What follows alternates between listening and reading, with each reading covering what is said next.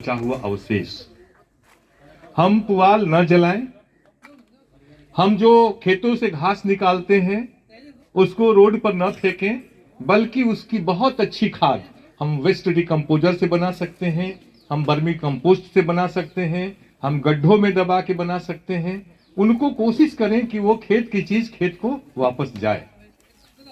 खेत की चीज खेत को वापस भेजना शुरू करेंगे तो आपका खेत बहुत मजबूत हो जाएगा। आपके खेत आज बहुत ज्यादा कमजोर हो चुके हैं। हम लोग कहते हैं जैसे मकान बनता है तो उसमें कहते हैं ना कि 6 एक का मसाला लगाते हैं, नहीं ऐसा बोलते हैं। अगर 6 एक की जगह पर 16 एक कर दें या 26 एक कर दें तो मकान टिकाऊ नहीं होगा।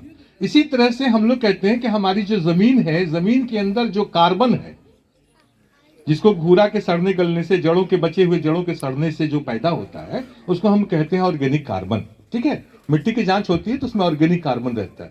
आपको सुनकर दुख होगा कि जब हम आजाद हुए थे, आजादी के समय में, मतलब 1947 में हमारी मिट्टियों की जो जांच हुई थी तो उस समय में हमारे मिट्टी का जो ऑर्गेनिक कार्बन था वो 1.5 से 2.5 के बीच में था।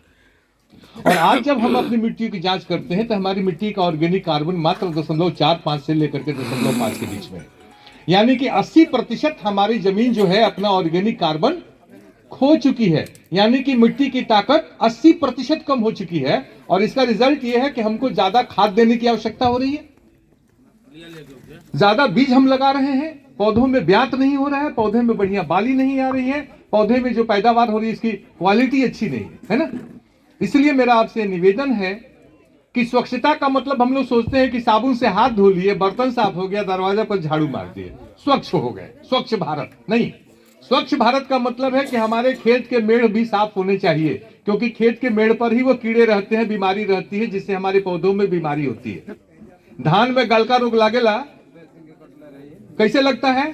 शुरू में लगता है नहीं, जब धान फैल जाता है 45-50 दिन का होता है, टीलर आ जाता है और टीलर मेड़ से सटने लगता है, बस मेड़ पे जो घास है वहां पर बीमारी है वो उसको ट्रांसफर हो जाती है। ये जो इतने सारे कीड़े हमारे खेतों में दिखाई देते हैं वो कहीं बाहर से आते हैं, सब वही खेत के मेड़ पर, उसी में मेड़ के अंदर में छिपा रहता है छोटा छोटा। जब मौसम आता है तो वो वहां पे हजारों लाखों की संख्या में बढ़ जाता है।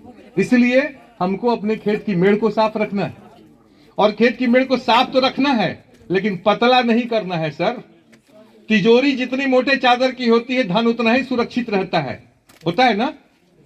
पातर तिजोरी में बक्सा वाला चादरा के तिजोरी ना बनेला।